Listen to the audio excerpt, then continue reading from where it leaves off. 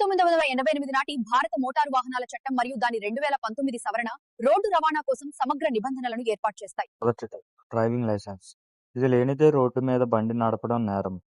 Licence అంటే నువ్వు బండి నడపడానికి అర్హుడివి. నియమాలు తెలుసని ప్రభుత్వం ఇచ్చే అనుమతి పత్రం. ఇది మనకు ఇతరులకు రక్షణ. రెండవది వాహన రిజిస్ట్రేషన్. ప్రతి బండికి ఒక నంబర్ ప్లేట్, రిజిస్ట్రేషన్ పత్రాలు ఉంటాయి కదా, అది ఆ బండికి ఒక గుర్తింపు. రిజిస్ట్రేషన్ లేకుండా బండి నడపడం కూడా చట్టరీత్యా నేరం. మన బండి వివరాలు ప్రభుత్వానికి తెలియాలి కదా. 3. వాహన బీమా.